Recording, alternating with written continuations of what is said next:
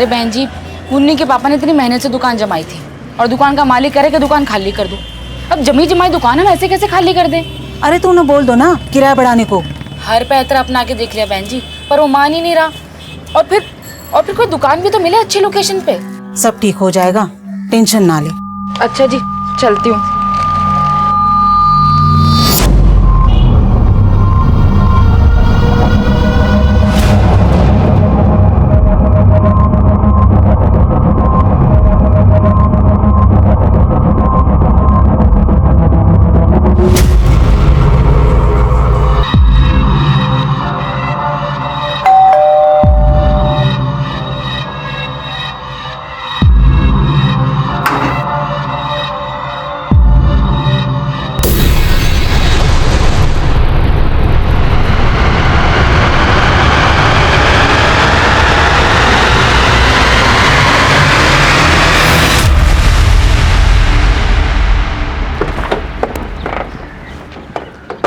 नमस्कार, आदाब।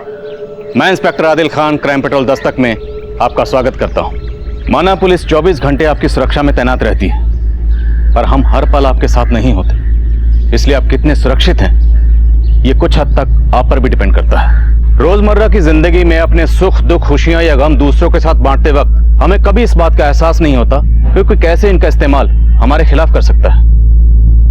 आज इस केस को दिखाने का मकसद यही है कि इस अनजान दस्तक से कैसे आप खुद को, अपने परिवार को, अपने आसपास के लोगों को जुर्म से बचा सकते हैं।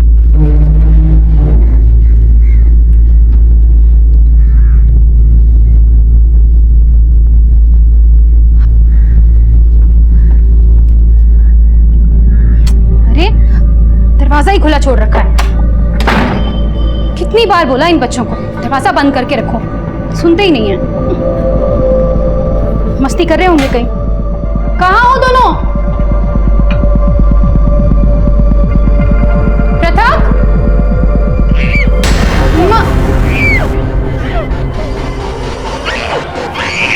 निवेदा, मेधा,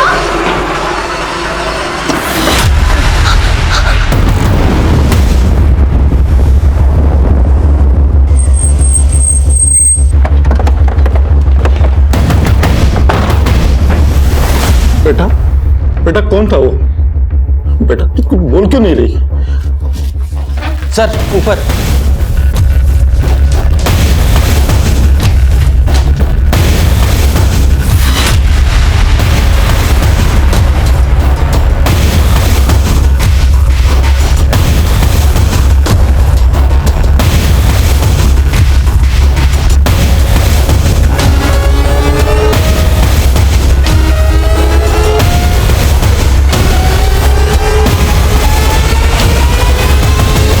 जब ये हुआ तब मैं ऑफिस में था। मेरे बेटे ने फोन करके मुझे बताया। बेटा आपने पापा को फोन किया था?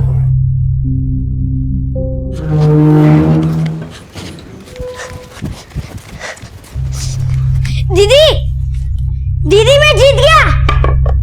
दीदी मैंने 49 मारे। दीदी। कौन आया था यहाँ पे? सर ये घर पे नहीं था और मेरा इतनी सदमे में है कि कुछ बता ही नहीं पा रही है सर। ये बच्ची के कपड़ों और जिस्म पे खून है। बेटा आपको कहीं चोट लगी है? ये नहीं सर, इसे कोई चोट नहीं लगी। दरअसल ये अपनी माँ की लाश के साथ लिपट के रो रही थी तो खून वून लग गई। कोई लूट? नहीं सर, अभी तक ऐसा तो कुछ नहीं लगा। कौन कर सकता है ऐसा? आपको किसी पर शक है? कोई ऐसा जो ये कर सकता? कुछ समझ नहीं आ रहा साहब। सुनेंगे, बच्ची को हॉस्पिटल लेके जाइए।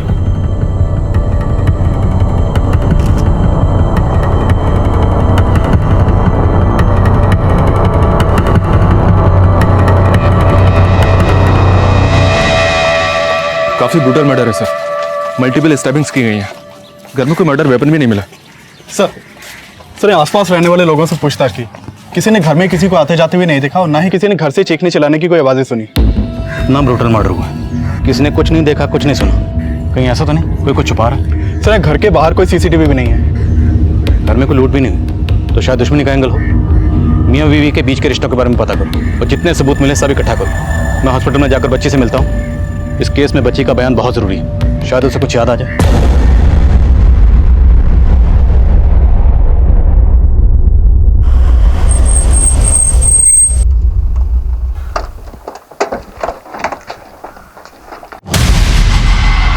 ये क्या कह रहे हैं आप? ऐसा मत बोलिए, ऐसा कुछ नहीं हो सकता। डॉक्टर, बच्ची कैसी है? सर बच्ची के साथ रेप हुआ है।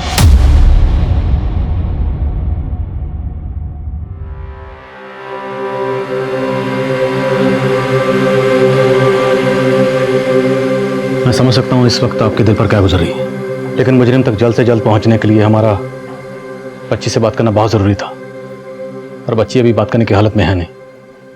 तो आप बताइए, जहन पर जोर डालिए, क्या कोई ऐसा था जिसकी आपकी बीवी या बच्ची पर बुरी नजर थी? नहीं, ऐसा तो कभी महसूस ही नहीं हुआ कि ऐसा कुछ हो जाएगा। कुछ समझ में नहीं आ रहा सर।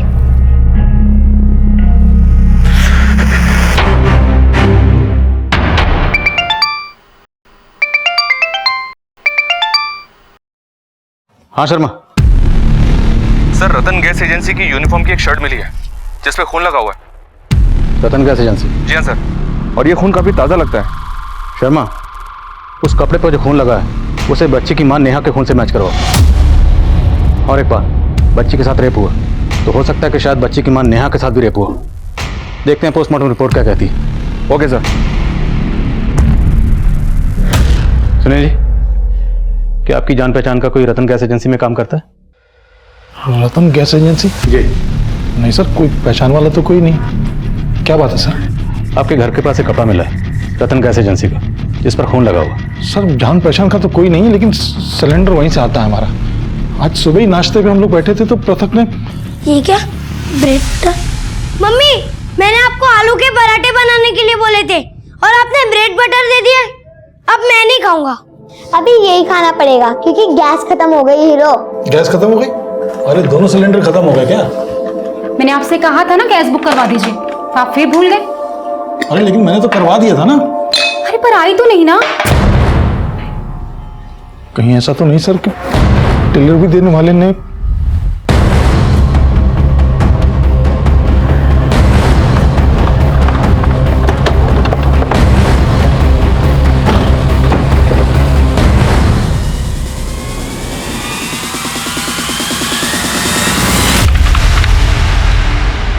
हाँ सर, सुनील शर्मा का बुकिंग है। डिलीवरी देने कौन गया था? सर उनकी डिलीवरी तो अभी पेंडिंग है, हम तो 2 दिन बाद देने वाले थे। ठीक है, तो आज केशव विहार एरिया में तुम्हारी एजेंसी का जो डिलीवरी बॉय गया था उन सब की डिटेल्स दो मुझे। ठीक है सर।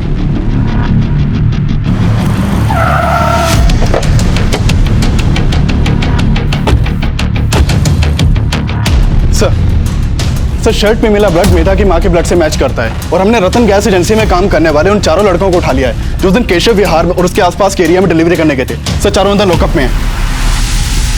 तुम चारों में से सुनील शर्मा के घर कौन कौन गया था?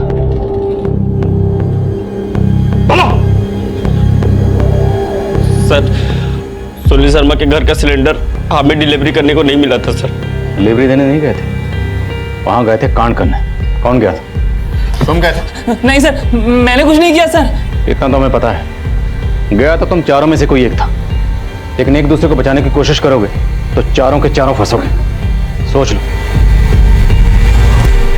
सिंह, सब अपने दिमाग पर जोर डाल लें, लेकिन इनका दिमाग चल नहीं रहा। फिर अपना जोर दिखाओ इन्हें।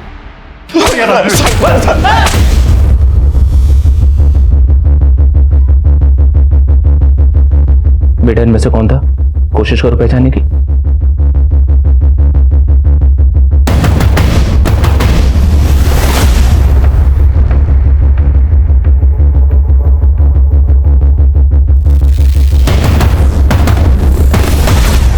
मेरा बेटा कौन था वो? बोलो बेटा। मेधा बहुत गहरे सदमे में थी। उन सिलेंडर डिलीवरी बॉयज में से उसने किसी को आइडेंटिफाई नहीं किया और उनमें से भी किसी ने गुनाह कबूल नहीं किया। उस वक्त हम अंदाजा लगा रहे थे कि मेधा के साथ साथ उसकी मां का भी रेप हुआ होगा, पर पोस्टमार्टम रिपोर्ट ने हमारी थ्योरी बदल दी। सर, पोस्टमार्टम रिपोर्ट के मुताबिक मेधा की मां का रेप नहीं हुआ, उसका मर्डर हुआ दिन में 3 बजे के आसपास, और ये फुटेज ढाई बजे की है, जब ये बंदा मेधा के घर से थोड़ी दूर एक सीसीटीवी में कैप्चर हुआ। ज्वाइन करो।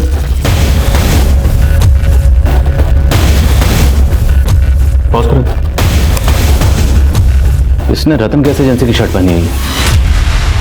जी हाँ सर, लेकिन इसकी कद काठी रतन गैस एजेंसी के डिलीवरी बॉय से काफी अलग है। उन सभी की एलिबाई चेक की मैंने सर, उस दौरान वो दूसरे एरियाज में थे। तो फिर ये कौन है?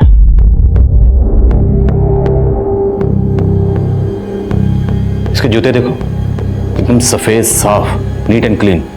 डिलीवरी बॉय के जूते कितने साफ। जी हाँ सर, और जूते काफी महंगे और ब्रांडेड भी लग रहे हैं। ऐसा भी तो हो सकता है सर, ये बंदा रतन गैस एजेंसी का हो ही नहीं, इसने पर्पसली उनका यूनिफॉर्म पहना मेधा के घर में घुसने के लिए। अगर ऐसा है तो ये जो भी है, ये जानता था कि मेधा के घर में सिलेंडर आने वाला है और इसी बहाने से उनके घर में घुसा होगा।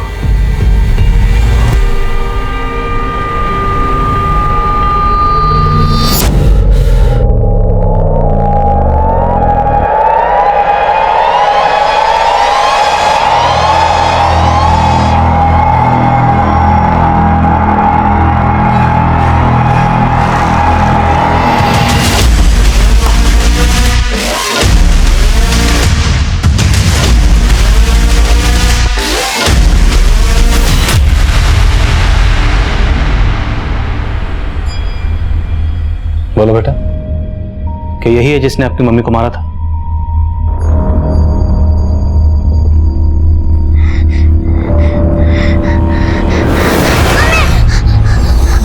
मम्मी प्लीज आप लोग बाहर चले जाइए। Sister injection. मम्मी रिलैक्स बेटा, कुछ नहीं हुआ है, कुछ नहीं हुआ है। रिलैक्स रिलैक्स, कुछ नहीं हुआ है।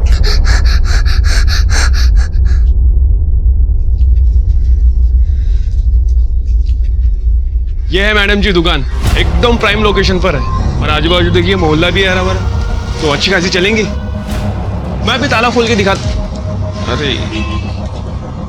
अरे भी चाबी भूल गया मैं। अब 2 मिनट रुकिए, मैं जल्दी से चाबी लेके आता हूँ। भैया थोड़ा जल्दी, बच्चे घर पर अकेले हैं। बस यूं गया और यूं आया, बस 2 मिनट।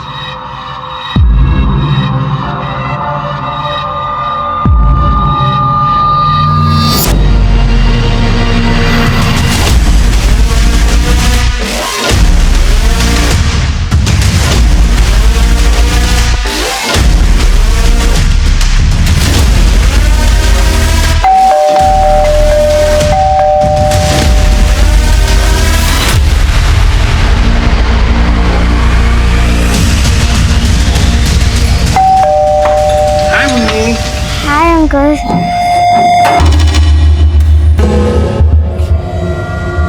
मम्मी कहाँ है? अरे बेटा, मम्मी आपकी दुकान देखकर मार्केट चलेगी, तो उन्होंने मुझसे कहा कि आपको उनके पास छोड़ दूं। चलो, मम्मी वेट कर रही है। हाँ चले, चलो। हाँ।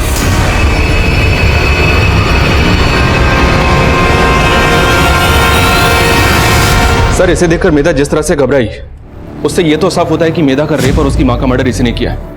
पर मेधा के पेरेंट्स के बैकग्राउंड में ऐसा कोई भी एंगल नहीं मिला जिसके पीछे क्राइम का मोटिव हो। शर्मा, घर में 2 लोग थे, 12 साल की बच्ची मेधा और 32 साल की उसकी मां नेहा। लेकिन बच्ची का रेप होता है और उसकी मां का मर्डर। कहीं ये कोई चाइल्ड मोलेस्टर तो नहीं?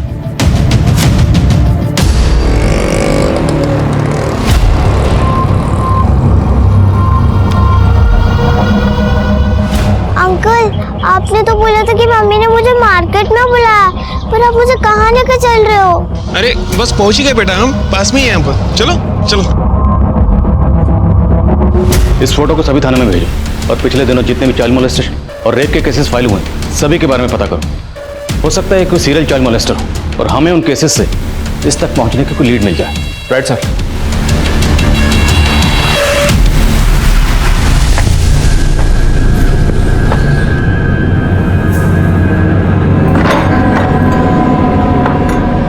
मुन्नी,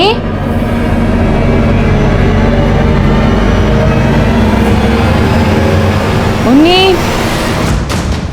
मुन्नी। भाई साहब, आपने मुन्नी को देखा क्या? नहीं। मुन्नी, बेटा आप लोगों ने मुन्नी को देखा कहीं पर? नहीं। मुन्नी!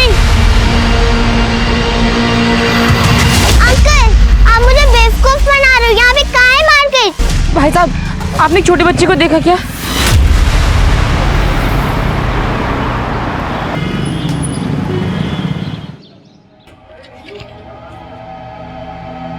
सर हमारी बच्ची मुन्नी। आराम से बताइए क्या हुआ? सर हमारी बेटी मुन्नी, सर वो कहीं मिल नहीं रही है सर।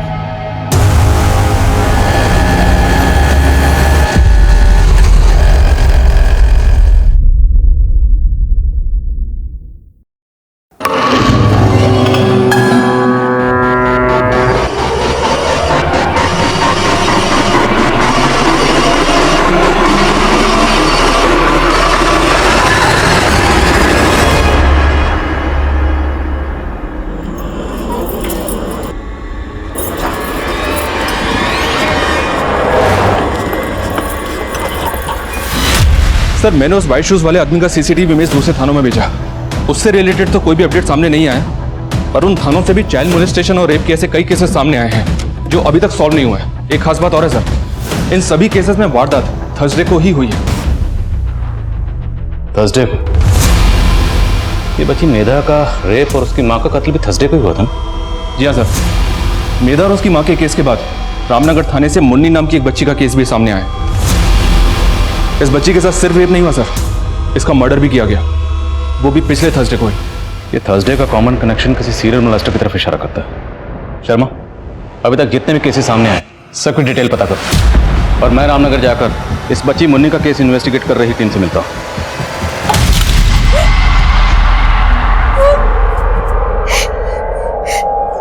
मेरे घर में मुझे क्यों बांध रखा?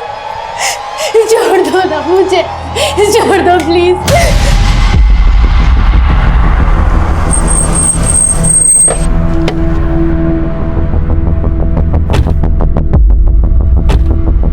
सर मुन्नी के पापा अपने लिए किराए पर एक दुकान देख रहे थे।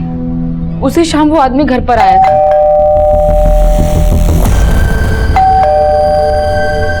जी कहिए। उसने मुझे बोला कि मुन्नी के पापा ने उसको भेजा है और वो बिजी है तो मैं जाकर दुकान देख लूं। मुन्नी बेटा मैं दुकान देखने के लिए जा रही हूँ, ठीक है? आप दरवाजा अच्छे से बंद कर लो, ठीक है? अभी आती हूँ मैं उसकी बातों में आ गई सर। घर लौटी तो देखा मुन्नी घर पर नहीं है, और फिर मुन्नी के पापा ने बताया कि इन्होंने तो किसी को भेजा ही नहीं था। मुझे पक्का यकीन है सर कि उसी आदमी ने मेरी बच्ची के साथ।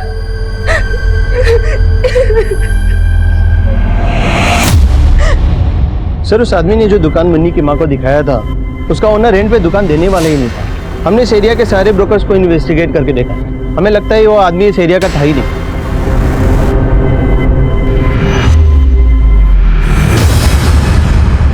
हाँ पापा मैं ठीक हूँ। ऑफिस में है?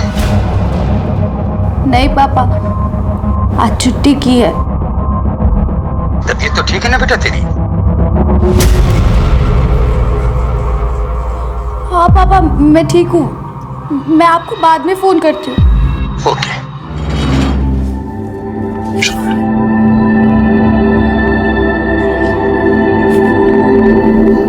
बेटा आ जाओ।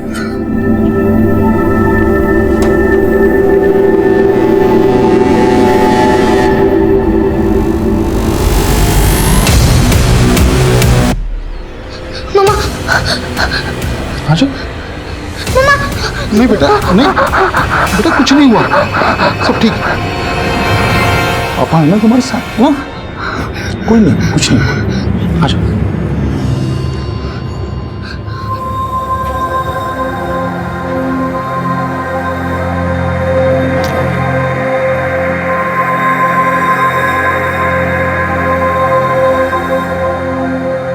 पृथक, मेधा, हम बाजार जा रहे हैं। मेधा, सिलेंडर वाला आए तो पहले हमें फोन करना, ऐसे ही दरवाजा मत खोलना। और पृथक, दीदी को घर पे अकेला छोड़ के अभी खेलने मत चले जाना, ठीक है? चलो अब अच्छे से पढ़ाई करो, हम अभी आते हैं।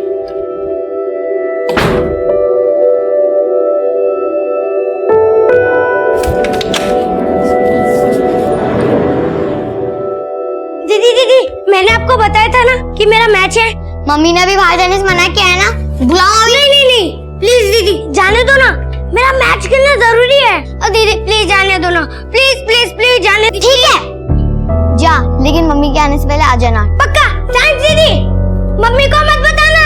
ठीक है, मम्मी के आने से पहले आ जाइयो। अथक, सब मेरी गलती है पापा, मुझे नहीं जाना चाहिए था ना पापा।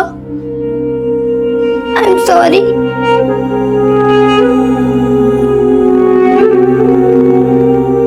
मेधा के घर में सिलेंडर आने वाला था तो कातिल सिलेंडर डिलीवरी बॉय की यूनिफॉर्म पहन के उनके घर में घुसता है। मुन्नी के माँ बाप दुकान ढूंढ रहे थे तो कातिल ब्रोकर बनकर उनसे मिलता है। मतलब साफ है, कातिल जो भी है वो पहले फैमिली के बारे में जानकारी इकट्ठा करता है, उनके बारे में पता करता है, फिर उन्हें अपना टारगेट बनाता है। मोडस ऑपरेंडी सेम है तो शायद कातिल भी सेम ही हो। सर मुन्नी की माँ ने उस आदमी का ये स्केच बनवाया था पर उसने ध्यान नहीं दिया कि इसने इसकी तरह व्हाइट शूज पहने थे यानी। और सर दूसरे थानों से भी अलग अलग सीसीटीवी इमेजेस और स्केचेस सामने आए, सारे सस्पेक्ट अलग अलग दिखते हैं। आदमी एक नहीं लगता सर। तो तुम्हें लगता है कोई गैंग है जो थर्सडे को बच्चियों को अपना शिकार बनाता है? क्रिमिनल हमारी सोच से भी परे था। रेप और मोलेस्टेशन के 20 केसेस, सेम मोडस ऑपरेंडी, वारदात का दिन भी सेम, थर्सडे।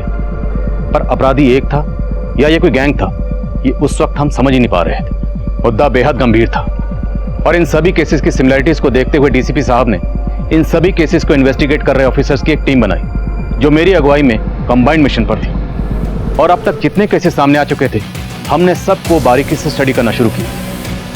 मेधा और मुन्नी की तरह कई बच्चों की मुस्कान छीन ली गई थी और हम विक्टिम्स की फैमिली से मिलकर हर तरह की जानकारी जुटा रहे थे। लेकिन कई फैमिलीज उस हादसे के बारे में फिर से कोई बात नहीं करना चाह रही थी। कई फैमिलीज हम पर ही अपना गुस्सा निकाल रही थी।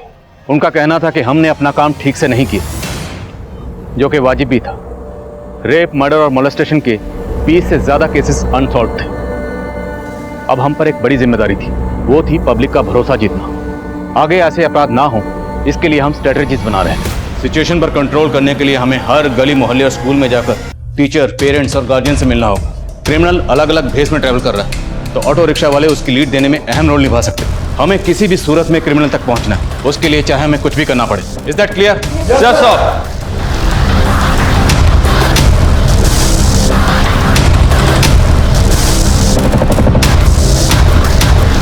क्रिमिनल से सजग और सतर्क रहने के लिए हमने 10,000 से ज्यादा पैम्फलेट्स दिल्ली और उसके आसपास के एरियाज में डिस्ट्रीब्यूट करवाए।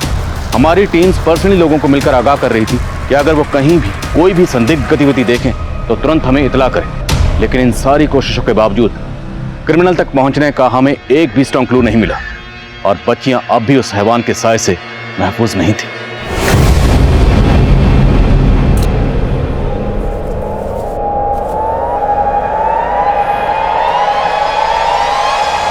मुझे बाथरूम जाना है। शर्मा, तुम्हें लगता है ये कोई गैंग है, लेकिन सारे क्राइम थोड़े थोड़े गैप के बाद हो रहे हैं। तो हो सकता है क्रिमिनल एक ही है जो एक जुर्म करने के बाद अपना हुलिया बदल लेता हो। लेकिन सर फिलहाल तो कुछ समझ में नहीं आ रहा है, ये एक है या एक से ज्यादा? अब इसे समझने के लिए हमें भी अपनी तहकीकात का तरीका बदलना होगा। क्रिमिनल विक्टिम को अपना टारगेट बनाने से पहले उसके बारे में सब कुछ पता करते हैं।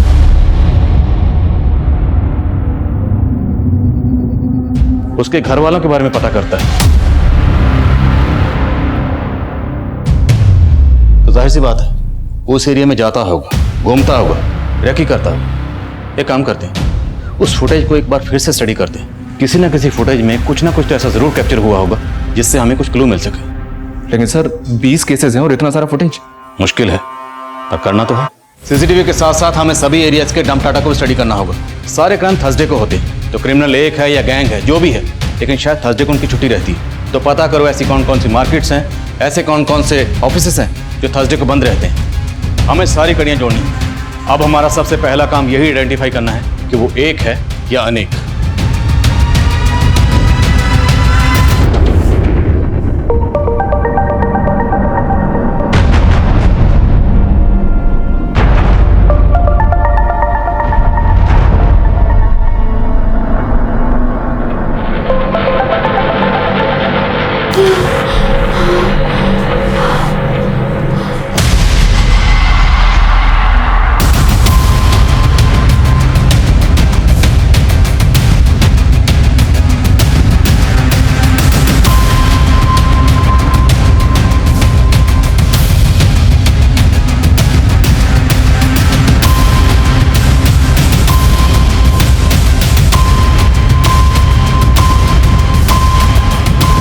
सर, सभी 20 एरियाज के अलग अलग सीसीटीवी से 700 घंटे की फुटेज कलेक्ट की है। सभी एरियाज के डंप डेटा में तकरीबन 2 करोड़ नंबर है। दौड़भाग काफी करनी पड़ेगी सर।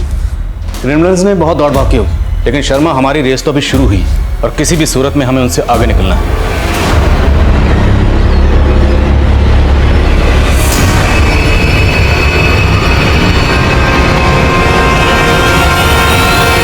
अलीशा पुत्र, यहाँ क्या कर रही है? तेरे पापा का फोन आया, चल जल्दी कर जल्दी। हेलो पापा, मैंने गिफ्ट भेजा था, मिला आपको? हाँ बेटा, मिला मुझे, और इसीलिए थैंक यू कहने के लिए मैंने तुम्हें फोन किया है। मुझे थैंक्स वैंक्स नहीं चाहिए, आप आ रहे हो ना मेरे बर्थडे पे? हाँ बेटा, मैं आ रहा हूँ। दादी, पापा मेरे बर्थडे पे आ रहे हैं। ये क्या बात है अलीशा, अलीशा के पापा बर्थडे पे आ रहे हैं? हाँ। थोड़ा बात कराओ। सत श्री अकाल वीर जी। सत श्री अकाल। अरे इस बार आ रहे हैं कि तुझे तो पता है कितना बिजी हूँ मैं यहाँ पर, और तुम और बेबी हो ना वहाँ अलीशा का ख्याल रखने के लिए। हाँ हाँ वीर जी, हम सब संभाल लेंगे। लो, बात करोगी? हाँ। Hello papa, bye, I love you. I love you बेटा। चल पुत्र, अपना ख्याल रखना, ठीक है? हाँ बेबी, आप भी अपना ख्याल रखना, ठीक है?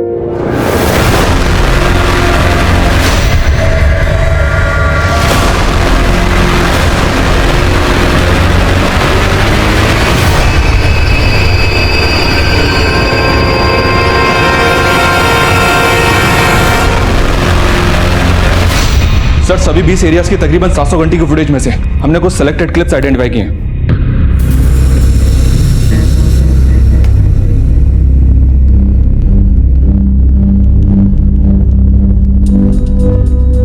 माना इन सारे क्लिप्स में क्रिमिनल का हुलिया अलग अलग है, लेकिन एक चीज कॉमन है, इसकी चाल। ये जब भी चलता है तो इसका एक कंधा झुका हुआ होता है। सर, इसका मतलब ये गैंग नहीं है, आदमी एक ही है। ये कहे तो इसे टारगेट करना मुश्किल नहीं होगा। जहाँ पे क्राइम हुए वहाँ के डंप डाटा में भी common number. Sir, 2 crore number है और उनमें से कॉमन नंबर्स की छटनी करना इतना आसान नहीं है। पर दिल्ली के उन मार्केट्स का और ऑफिसेस का पता चला है जो थर्सडे को बंद रहते हैं। वहाँ खबरियों को काम पर लगा दिया।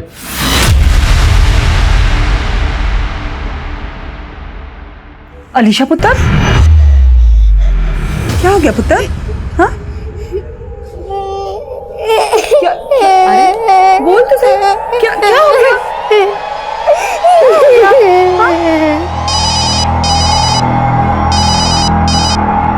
हाँ बेबे। साहिल पुत्र, वो अलीशा। क्या हुआ बेबे? पुत्र, मैं बाजार गई थी और बाजार से जब वापस आई तो बस अलीशा रोई जा रही है, कुछ बोल ही नहीं रही, कुछ बता ही नहीं रही है। अलीशा, अलीशा, अलीशा पुत्र, हेलो बेबे। अलीशा पुत्र, बेबे आंखें खोल पुत्र।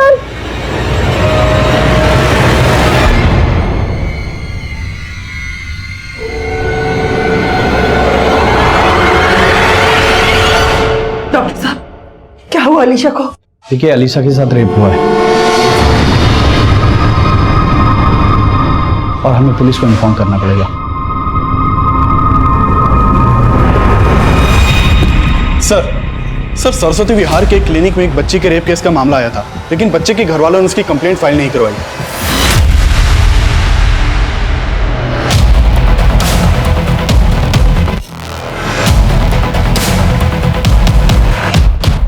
सर, उस बच्ची का नाम अनीशा था, उसी के साथ रेप हुआ था। सर, उनके फैमिली वाले को जब मैंने बताया कि उस बच्ची के साथ रेप हुआ है और हमें पुलिस को इन्फॉर्म करना पड़ेगा, तो वो लोग उसको साथ में लेके चले गए। नहीं डॉक्टर साहब, हमें पुलिस कंप्लेंट नहीं करती। मेरी बात समझ मैं आपके सामने हाथ जोड़ती हूँ। अगर ये बात घर से बाहर गई तो हम कहीं मुंह दिखाने के लायक नहीं बचेंगे। कहाँ रहती है फैमिली? सर, मैं उनकी डिटेल्स तो नहीं ले पाया, लेकिन सर मैंने जब ये न्यूज़पेपर में मोलेस्टेशन का केस देखा तो मुझे लगा कि उस दिन ही आप लोगों को इन्फॉर्म कर देना चाहिए था। कब की बात है? सर, 2 दिन पहले। 2 दिन पहले भी थर्सडे था, तो शायद ये वही क्रिमिनल है। ये क्राइम पे क्राइम किया जा रहा है और हम अब तक उस तक पहुंचने में नाकाम हैं। शर्मा, इस क्लिनिक के सीसीटीवी का फुटेज निकलो। वो फैमिली इसमें जरूर कैप्चर हुई होगी। पता लगाओ कि वो फैमिली कहाँ रहती है और उनकी बच्ची का रेप कहाँ हुआ था। हमारे इस फैमिली से मिलना बहुत जरूरी है, क्योंकि हो सकता है इस फैमिली के जरिए हमें उस क्रिमिनल तक पहुंचने को लीड मिले। Right sir. वीर जी, मैंने बेबे को कहा था कि पुलिस को इन्फॉर्म करने में कोई बुराई नहीं है, लेकिन बेबे ने तो मेरी सुनी ही नहीं। अरे तुम लोगों का दिमाग खराब हो गया क्या? फोन बेबे। गौतम पुत्र, तू अलीशा की बिल्कुल फिक्र मत कर। अरे कैसे फिक्र ना करूं माँ, ये छोटी मोटी बात नहीं है। हमने पुलिस में इसलिए इन्फॉर्म नहीं किया क्योंकि लोगों को अगर पता चल जाएगा तो हमारी अलीशा का जीना हराम हो जाएगा। मुंह पे तो हमदर्दी करेंगे और पीठ पीछे हमारे बच्चे के ऊपर क्या बीतेगी ये कोई नहीं समझेगा, कोई नहीं समझेगा पुत्र।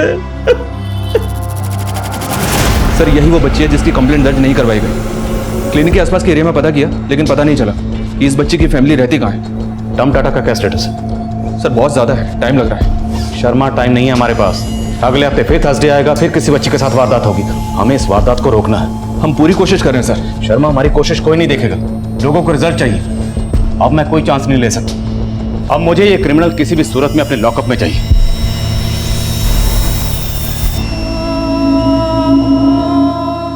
बेटा बेटा रेडी नहीं हुई अभी तक? बेटा अगर तू पूरे दिन घर पे रहेगी ना तो वो सब कभी भूल नहीं पाएगी, इसलिए बैग लगाओ अपना, यूनिफॉर्म पहनो और स्कूल चलो। दीदी आपको पता है स्कूल में है ना अमरूद के पेड़ पर बहुत सारे अमरूद आ गए। आपको अमरूद पसंद है ना? चलो हम दोनों वहाँ पर जाके ना अमरूद तोड़ेंगे। दीदी प्लीज चलो ना, अगर आप नहीं चलोगे तो मैं भी नहीं चलूंगा। प्लीज चलो ना, please please please please.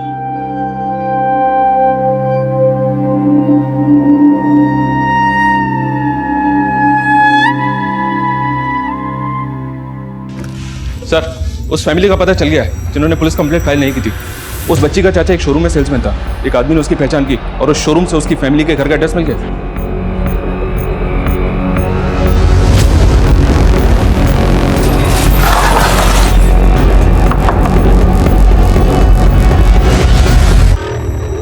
Alisha यहीं रहती?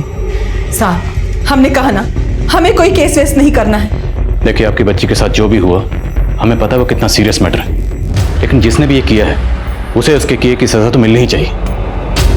और हम आपका कंसर्न समझते हैं, इसलिए हम वादा करते हैं हम इस मैटर को पब्लिक नहीं करेंगे। प्लीज हमारी मदद कीजिए।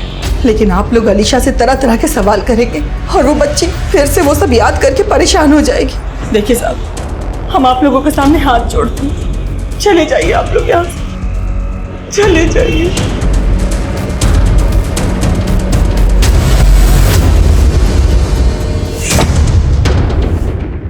रिया रिया इधर तो, रिया रिया इधर तो, रिया रिया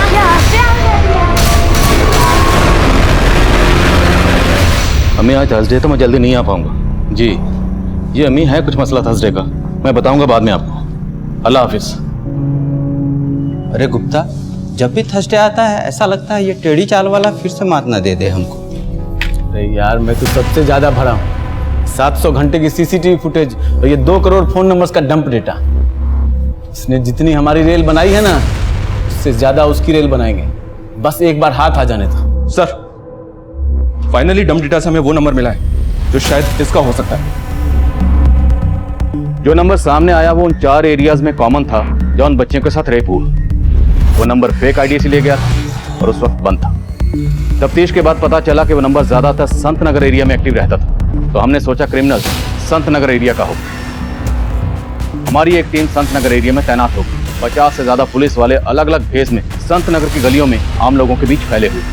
हमने एक मैसेज ग्रुप भी बना रखा, लेकिन लगातार 10 दिन उस एरिया को स्कैन करने के बाद भी हमारे हाथ कुछ नहीं लगा।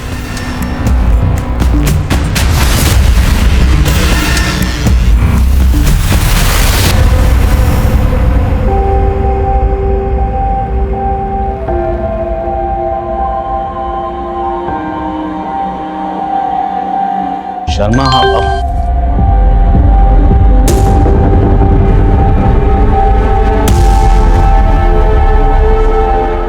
कांस्टेबल से कहो इसे एकदम से टारगेट ना करें, इस पर नजर रखे और कंफर्म करे कि ये वही है। हम थर्सडे तक इंतजार करेंगे, इसे रंगे हाथ पकड़ेंगे जब ये अगली वारदात करने की कोशिश करेगा।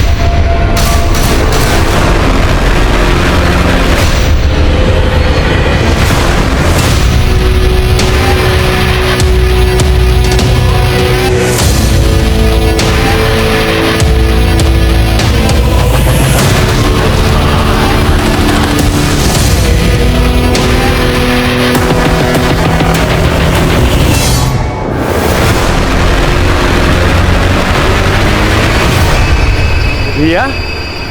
हाँ जी, आप कौन?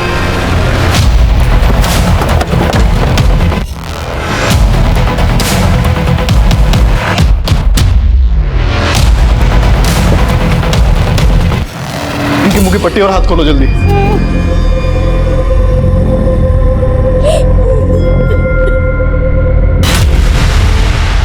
जब आपने उस गैस एजेंसी के यूनिफॉर्म और वाइट जूते के पोस्टर सर्कुलेट किए, मुझे तभी उस पर शक हो गया था, लेकिन तब श्योर नहीं थी। लेकिन जब उसने मेरे साथ, छोड़ना नहीं सर उसको, बिल्कुल मत छोड़ना। जाओ अलीशा को लेकर आओ। अरे क्या कर रहे हैं सब? अरे आप कहाँ जा रही हैं? ये क्या है ये सब? ये क्या क्या कर रहे हैं आप? अलीशा को लेकर जाना है, उसका मेडिकल करवाना। सर मैं तो खुद ही पछता रही हूँ कि मैंने साहिल को अपना दोस्त समझा।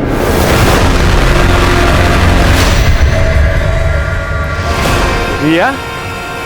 हाँ जी, आप कौन? अरे रिया, मुझे नहीं पहचाना? अरे मैं तुमसे मिलने आया था ना, तुम्हारी मम्मी ने मुझे भेजा है यहाँ पर। वो तो मैं यहाँ से गुजर।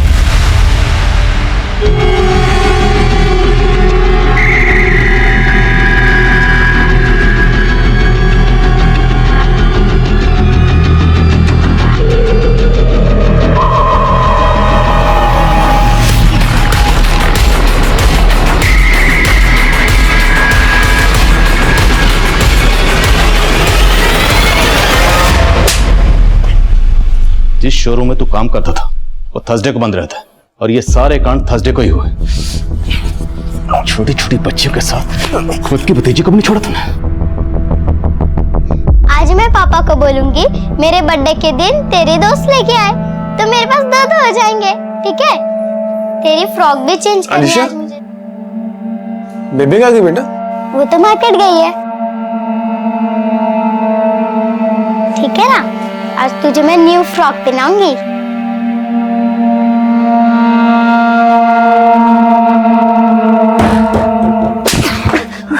तो अलीशा के साथ बहुत पहले से ही। नहीं सर, नहीं, वो जिस तरह से आप लोग मुझे ढूंढ रहे थे तो मैं बाहर कुछ कर नहीं पाया, इसलिए घर में ही।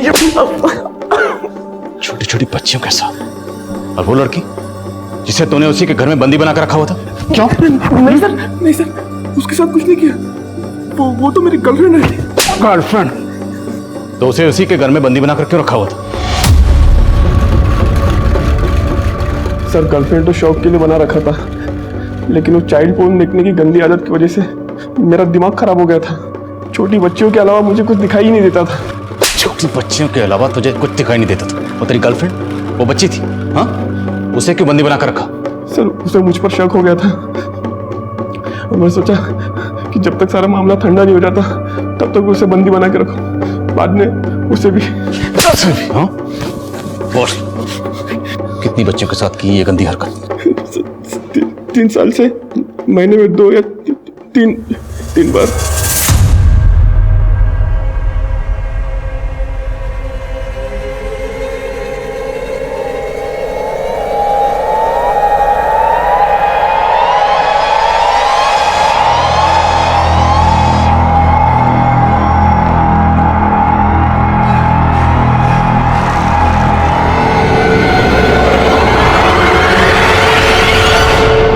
इसकी इतनी धुलाई करो कि इसकी चीखें मेरे कैबिन तक सुनाई देनी चाहिए।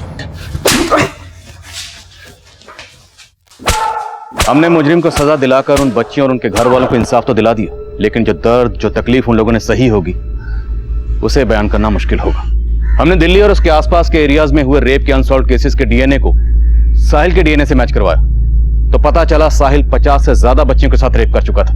ना सिर्फ रेप बल्कि 5 कत्ल भी कर चुका था। मुजरिम एक के बाद एक जुर्म को इसलिए अंजाम दे पाया क्योंकि वो आपके घर के बाहर रहते हुए भी आपके परिवार की हर जानकारी पर कान गड़ाए हुए था। वो रोजाना आपके आसपास रहकर इस जुर्म की दस्तक दे रहा था, लेकिन ना तो किसी को यह दस्तक दिखाई दी ना सुनाई दी, और इसलिए जुर्म होते रहे। और हैरानी की बात यह थी कि साहिल जो कर रहा था उसकी भनक उसकी मां को भी थी, लेकिन उसने भी कभी इस दस्तक की तरफ गौर ही नहीं किया, जिसका नतीजा ये निकला कि खुद उसकी भतीजी अलीशा भी उसकी हैवानियत का शिकार हो गई। कहते हैं कि अगर जिस्म के किसी हिस्से में जहर भर जाए और इलाज नामुमकिन हो, तो इससे पहले कि वो जहर पूरे जिस्म में फैले और सवाल जिंदगी और मौत का बने, तो जिस्म के उस हिस्से को बचाकर नहीं बल्कि काट कर अलग कर देना ही बेहतर होगा। हमारे आज के एपिसोड की दूसरी कहानी।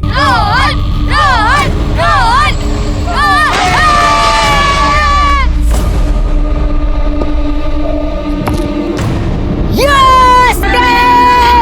बैठ दे। नहीं, वो आउट नहीं है। चल बैठ दे।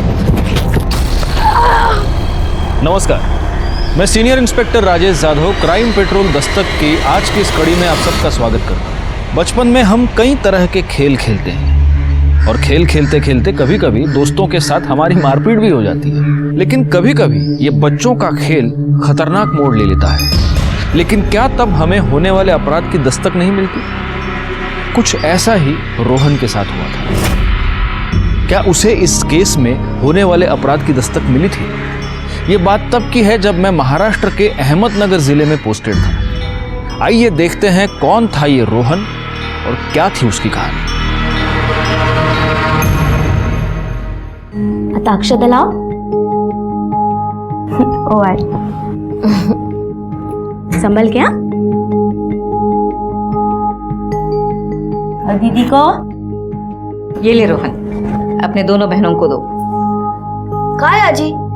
अपने भाई दूज के लिए अपनी बहनों को सिर्फ 50 रुपए दूंगा। बिल्कुल नहीं। मेरा भांजा 50 रुपए नहीं 500 रुपए देगा।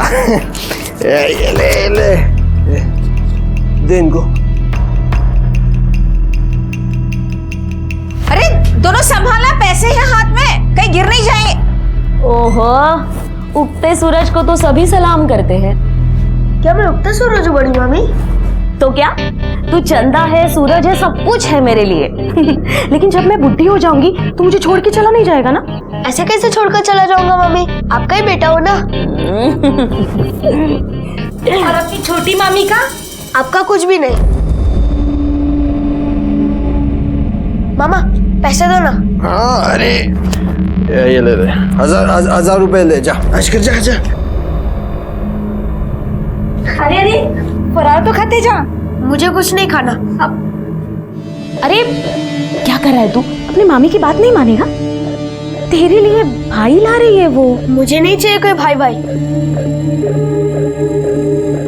कितना प्यार करता है ना तू अपनी काजल मामी से कि वो भाई ला रही है तेरे लिए, इसलिए तू इतना चिड़चिड़ कर रहा है? या तुम्हें ऐसा लग रहा है कि उसका अपना बेटा आएगा तो वो तुम्हें प्यार नहीं करेगी? ऐसा कुछ नहीं है, मैं तुम्हें हमेशा प्यार करूंगी। तू तो मेरा एक ही बेटा है ना? जा खेलने के लिए जा। भाभी आप भी हद करती है। छोटे बच्चे के दिमाग में कचरा डाल रही हैं आप। क्या मैं कचरा डाल रही हूँ उसके दिमाग में? अरे तुम लोग लाड़ दिखाओ, प्यार दिखाओ तो सच है, और अगर मैं थोड़ा सा प्यार जताऊं तो सब झूठ है। आपको रोहन से कोई प्यार नहीं है, उसके पैसों से प्यार है। करोड़ों का वारिस है ना, इसलिए गिद्ध बनकर घिरे रहती हैं आप। बस कर पुष्पक, तुम लोग उसके पैसों पर ना ऐश कर रहे हो। अच्छा। हाँ, और मुझे सुना रहे हो। अभी यही सुनना बाकी था मुझे इस घर में। जो आता है वो मुझे ही सुनाता है, हर बार मैं ही सुनती रहती हूँ। काय तमाशा चाललाय सणासुदीला? क्यों रो रही हो तुम? बेचारा तुमच्या भावाला खुद तो नशे में धुत रहते हैं और मुझे खरी खोटी सुना रहे हैं। मुझे यहाँ रहना ही नहीं है, मुझे जाना है। क्या करता रहता है पुष्पक तू? दादा भी काइच केलं नाही। ये भाभी खाली फुकट बात का बदांगड़ बना रही है। मालूम है, काजल तो जैसे बहुत ये क्या कर रहे हैं तुम दोनों? क्यों रोहन के नाम से हमेशा झगड़ा करते रहते हो? मैं नहीं, ये झगड़ता रहता है। त्याला सांग। भाई रोहन भी सोचता होगा किस पागल खाने में आ गया।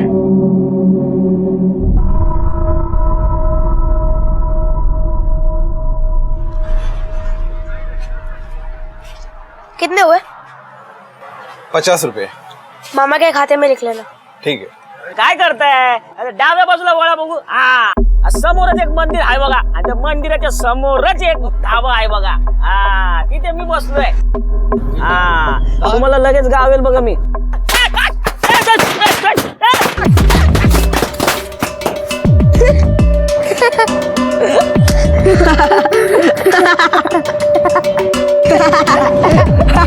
सही है ना वीडियो? एकदम सही बना है। नमस्कार रमाकांत भाऊ, कसे आहात? मी मजेत, तुम्ही कसे आहात? एकदम मजेत.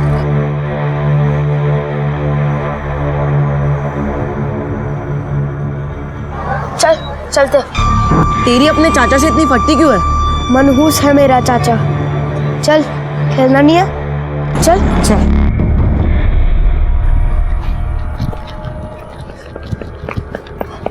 शौर्य हो गया? हाँ हो रहा है। ये ले केशव, बॉलिंग कर। रोहन रोहन, मैं बॉलिंग करता हूँ, मुझे भी खेलना है। मुझे नहीं खेलना है तेरे साथ। क्यों? क्योंकि मैं तेरा दोस्त नहीं हूँ और मुझे तुझसे बात भी नहीं करनी। ये ले केशव, बॉलिंग डाल, जा यहाँ से। चले, वहां पे खड़े रहना। चलो।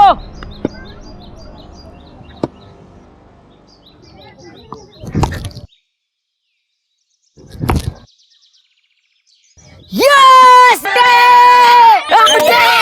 आउट नहीं, वो आउट नहीं है। अरे उधर पे आउट रहता है ना। बोला ना आउट नहीं है उधर। ए भाई तू चीटिंग मत कर, तू आउट है। बैठ दे।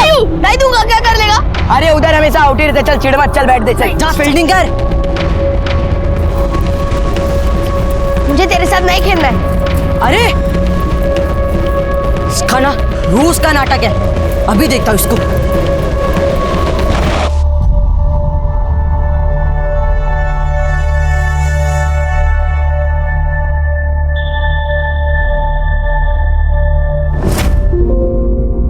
आई बाबा तो कछुए की तरह गाड़ी चला रहे।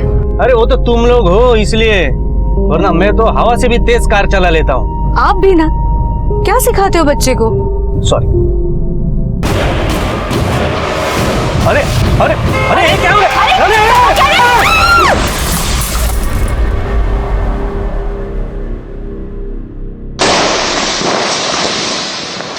ये देखो अपनी फुलझड़ी चालू। अरे ये आ जाओ यहाँ पे आ जाओ। ये देखो। क्या हुआ? रोहन आया? नहीं, रोहन नहीं आया। इतनी रात हो गई है और रोहन अभी तक नहीं आया। रमेश कहाँ है? रमेश तो देर से आएंगे।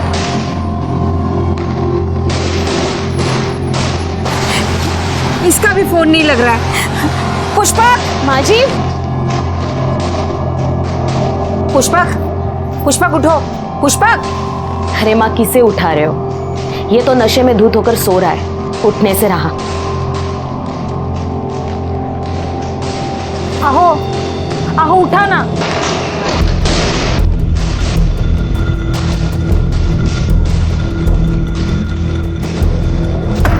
कविता, कविता जी। कविता, तूने रोहन को देखा क्या? रोहन? अरे शुभम बेटा, तूने रोहन का कहीं देखा? वो तो यहाँ नहीं आया। नहीं आया? हे भगवान, कहाँ गया होगा?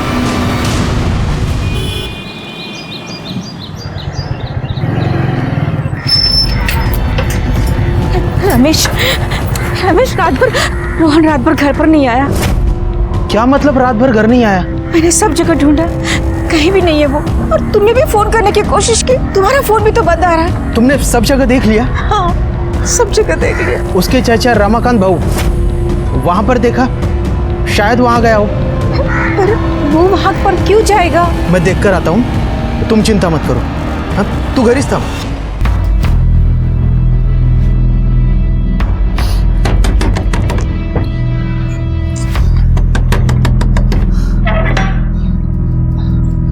रोहन कहाँ है? हमें क्या पता। और क्या काम धंधा नहीं है, सुबह सुबह आ जाते हो? जाओ। क्या हुआ रमेश?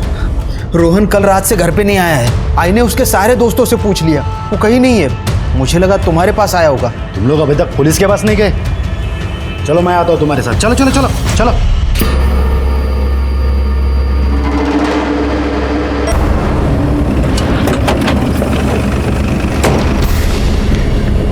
क्या हुआ मोरे, इतने सुबह सुबह फोन क्यों किया?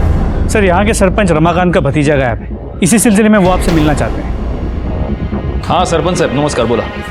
मेरा भतीजा गायब है कल से। उसके नानी के यहाँ पे रहता है। ये उसका मामा है। उसके माँ बाप? 1 साल पहले कार एक्सीडेंट में गुजर गए सर।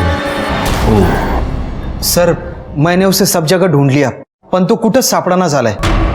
उसका घर में या बाहर किसी के साथ कोई झगड़ा, कोई लड़ाई? आपने किसी ने डांटा था उसको? नहीं, घर पे तो कोई झगड़ा नहीं हुआ था। दोपहर में वो उसके दोस्तों के साथ खेलने के लिए बाहर गया था, उसके बाद वापस घर पे आया ही नहीं। मैंने कल देखा था सर उसको दोस्तों के साथ। एक इकलौता भतीजा है सर, न जाने कहाँ चला गया।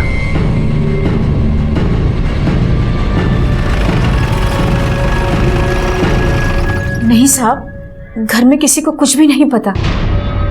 उसका किसी के साथ कोई झगड़ा? अरे नहीं नहीं, वो किसके साथ लड़ाई करेगा, वो तो बच्चों के साथ खेल रहा था।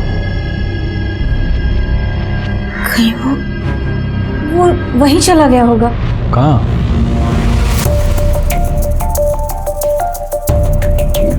अरे रोहन बेटा, ये क्या है? मरीन ड्राइव का पोस्टर चिपका रहा हूँ, मैं मुंबई जाऊंगा। तू मुंबई जाके क्या करेगा? मेरा राजा बेटा क्या हीरो बनेगा? नहीं, मैं समुंदर में तैरूंगा, जूहू बीच पर घूमूंगा, अरे वाह, सचिन तेंदुलकर से मिलूंगा और रणबीर कपूर का बंगला देखूंगा। हाँ, तू इतना सब कुछ करेगा और यहाँ तेरे आजी के पास कौन रहेगा? मैं हमेशा के लिए थोड़ी ना जा रहा हूँ, घूम फिर के अपने आजी के पास ही आ जाऊंगा। मेरा राजा बेटा। हाँ साहब, कहीं वो मुंबई तो नहीं चला गया? यहाँ आसपास उसके कोई दोस्त? जी सर, यहीं पास में ही रहते हैं। सर हम सब तो क्रिकेट खेल रहे थे। उसकी किसी के साथ लड़ाई हुई थी? हाँ हुई थी, छोटी सी। चल बैठ दे, मुझे तेरे साथ नहीं खेलना है। अरे उसके बाद वो कहाँ गया था? सर हमें नहीं पता, लेकिन उसके पीछे केशव गया था। अभी देखता हूँ इसको, उसे पता होगा।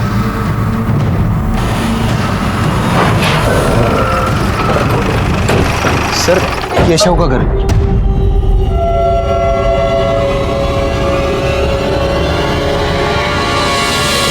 केशव कहाँ है? वो तो यहाँ नहीं है साहब, वो शहर गया है डॉक्टर के पास। क्या हुआ उसको? उसका हाथ टूट गया है साहब। कैसे टूटा? वो तो नहीं पता साहब। जब वो वापस आएगा तो हमें इन्फॉर्म कीजिए। कहीं रोहन सचमुच मुंबई तो नहीं चला गया? बेटा शुभम, वो तो तुझे सब कुछ बताता था ना, उसने कुछ बोला था मुंबई जाने के बारे में। वो पैसे तो जमा करता था। देख, मैंने मुंबई जाने के लिए इतने सारे पैसे जमा कर लिए। इतने सारे? देख शुभम, तू ये किसी को बोलना मत। और हाँ, जब मैं मुंबई जाऊंगा ना तो तुझे भी साथ ले चलूंगा, चलेगा ना? तो उसने कुछ बोला था जाने के बारे में? कुछ भी? वो तो मुझसे गुस्सा था। क्यों? झगड़ा हुआ था तुम्हारा? नहीं, वो मैं लोकेश दादा की बाइक पर बैठा था ना, इसलिए। बस बस दादा, बाय दादा। ये तू लोकेश के बाइक पे बैठा, आज से मेरी और तेरी दोस्ती खत्म। ये क्या बात हुई? तू मुझसे बात मत कर, तू मेरा दोस्त नहीं है। अरे रोहन, रोहन लोकेश दादा से चिढ़ता था, इसलिए मेरे से भी गुस्सा होके बैठ गया।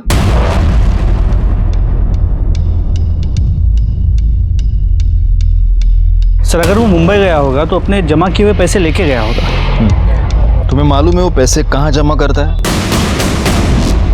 इस पत्थर के नीचे। शिरके बगा जरा। हो सर।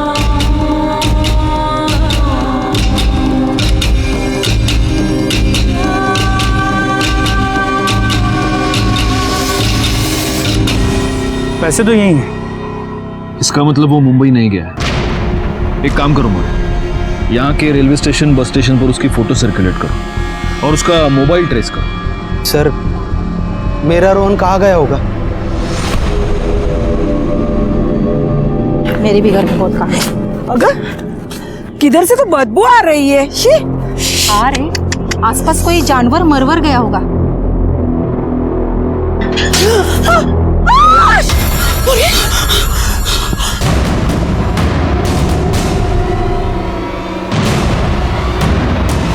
सर ये रोहन ही है।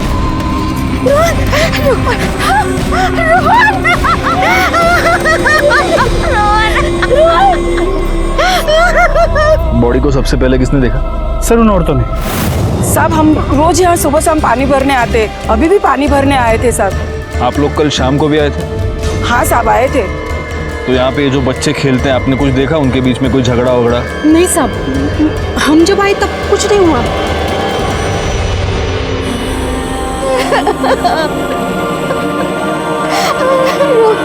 सर इसकी हालत देख के लगता है इसे किसी ने बहुत बेरहमी से मारा है। कल जिन बच्चों से हमने पूछा वो बता रहे थे ना वो कौन लड़का जो इसके पीछे गया था, केशव। सर। और उसकी माँ ये भी तो बता रही थी कि उस केशव का हाथ टूटा हुआ है। इसका हाथ टूट गया है साहब। हो सर, ठीक है, बॉडी पोस्टमार्टम ला पाठवून द्या आधी। एक 11 साल का बच्चा जिसके आंखों में न जाने कितने सपने होंगे, उसने हमेशा हमेशा के लिए अपनी आंखें मूंद ली थी। उसके हिस्से में आई थी एक दर्दनाक मौत। एक पुलिस वाला होने के बावजूद मैं अंदर से बहुत हिल गया था। क्या वाकई में बच्चे खेल खेल में हुए झगड़े की वजह से एक दूसरे की जान ले सकते थे? इसीलिए हमारे लिए ये पता करना बहुत जरूरी हो गया था कि क्या केशव ने रोहन की हत्या की थी।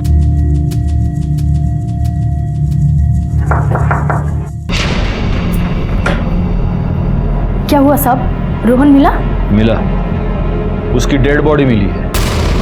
किसी ने उसे मारकर कुएं में फेंक दिया है। आपका बेटा, उसका रोहन के साथ झगड़ा हुआ था और हमें यह पता चला है कि उसे मारने के लिए वो उसके पीछे गया था। मुझे तेरे साथ नहीं खेलना है। अरे अभी देखता हूँ इसको। हमें शक है कि आपके बेटे ने रोहन का खून किया है। ये क्या कह रहे हैं साहब आप? मेरे बच्चे का हाथ टूटा हुआ है, वो रोहन को नहीं मार सकता। मेरा बेटा ऐसा नहीं कर सकता। आप अपने बेटे को बुलवा लीजिए शहर से जल्दी। आजकल के बच्चे भी कमाल है, क्रिकेट के लिए अपने दोस्त की जान ले ली। लेकिन अगर इस केशव का हाथ टूटा हुआ है तो टूटे हाथ से वो रोहन को कुएं में कैसे फेंक सकता है?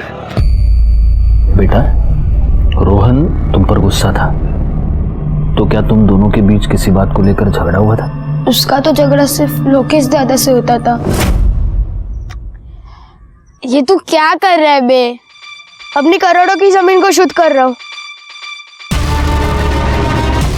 अबे क्या कर रहा है बे?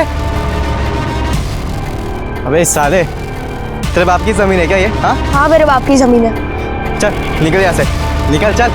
और दोबारा दिखा ना यहाँ पे तो तेरी टांगे तोड़ दूंगा। नहीं जाऊंगा, तोड़ देंगे। सही में बहुत मोटी चमड़ी का है बे तू। तभी तेरे माँ बाप मर गए और तू नहीं मरा। क्यों नहीं मरा बे तू? हाँ चल निकल अभी। लेके जा इसको, चल ले। दोनों चचेरे भाई थे, फिर भी झगड़ा करते रहते थे। लोकेश दादा रोहन को परेशान करते थे और रोहन लोकेश दादा को।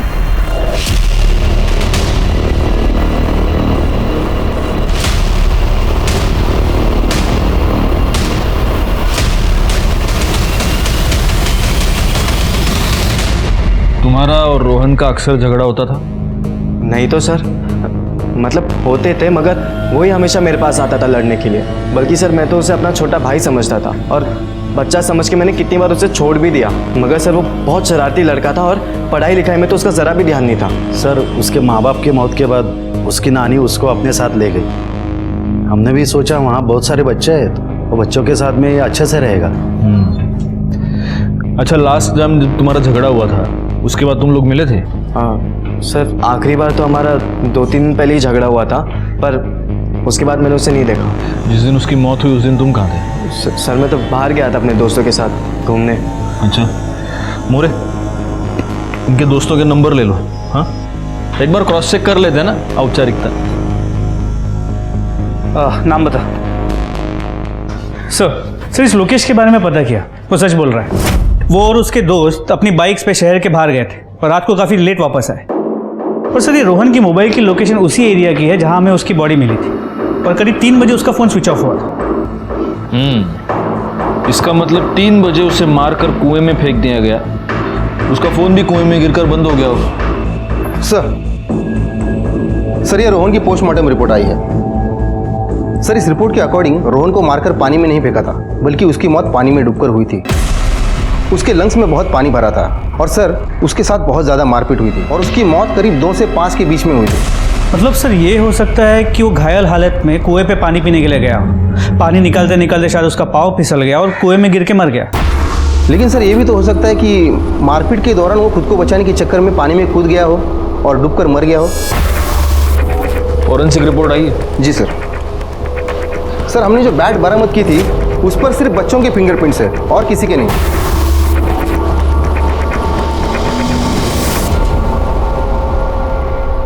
नहीं साहब, मेरा बेटा डूबकर नहीं मर सकता। खुश रहो। सब लोगों को शादी में आना है। पर कब है शादी? 7 नवंबर, 15 दिन के बाद। मैं तो ना तेरे से ना बहुत बड़ा हेर लेने वाली हूँ। आजी रोहन तालाब में कूद गया। क्या? अरे चल, ऐसे कैसे? रोहन रोहन रोहन रोहन रोहन रोहन अच्छा जी, रोहन अभी तक पानी से नहीं निकला। क्या? रोहन रोहन हे भगवान, रोहन कहाँ चला गया ये रोहन?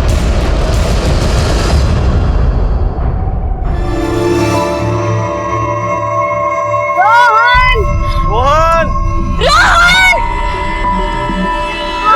रोहन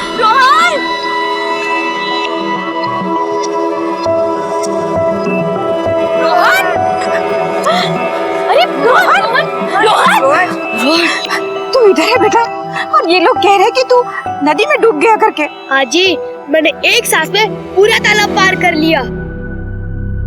अरे पगले, तेरी एक सांस के चक्कर में मेरी ही सांस अटक गई। अगर तुझे कुछ हो जाता तो? हाँ जी, मुझे क्या आता, मैं तो मुंबई के समुंदर पार कर लेता। आई, ये हमेशा यही जिद करता है। वही नहीं, कुछ गलत थोड़ी ना किया इसने। चैंपियन है हमारा रोहन, चैंपियन। तुझे तैरना है ना, खूब तैर, लेकिन हमेशा किसी बड़े को साथ में लेके जाया कर। क्या है, बड़े को साथ में लेके जाएगा ना तो बड़ी शाबाशी मिलेगी। ये देखिए, ये उसके मेडल्स और ये ट्रॉफीज, ये मेरे बेटे ने स्विमिंग कंपटीशन में जीते हैं। मेरा बेटा बहुत भोला था, उसने कभी भी किसी के साथ बिना वजह झगड़ा नहीं किया। उसके माता पिता के मरने के बाद वो हमेशा खुश रहने का नाटक करता रहता था। साहब, वह अपने मोबाइल में हर तरह के नए नए वीडियोस बनाकर खुद भी हंसता था और हमें भी हंसाता था। मुझे मालूम है कि वो चुप चुप कर अकेले में अपने माता पिता की फोटो देखकर रोया करता था। रोहन का मोबाइल कहाँ है? क्योंकि हमें तो नहीं मिला। वो तो अपने साथ ही रखता था।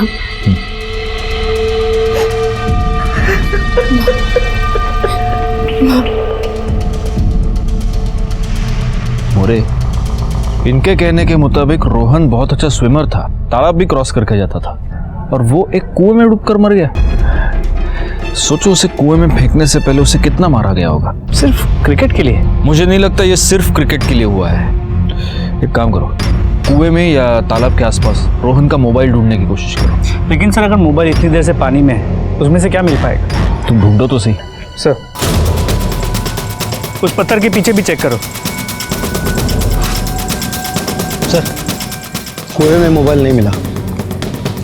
ठीक है, झाड़ियों में भी चेक करो वहाँ पे। Okay sir. सर,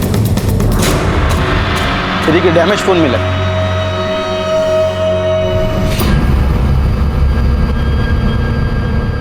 शोभा, मैंने खा ली दवाई। अरे इतने सवाल तो हम भी क्रिमिनल से नहीं पूछते। चलो रखो फोन। हाँ सर, कुएं के बाद झाड़ियों से ये फ़ोन मिला है। ये रोहन का ही फ़ोन है। उसके घर वालों से कंफर्म किया। सर, फ़ोन की हालत को देखिए, कोई फ़ोन को इतनी बुरी तरह से क्यों तोड़ेगा? अंदर का डेटा डिस्ट्रॉय करने की। इस फ़ोन को लैब भेजो और देखो डेटा रिकवर होता है क्या। और एक काम करना मोरे, ये रोहन के कॉल रिकॉर्ड्स दोबारा चेक करो। सर,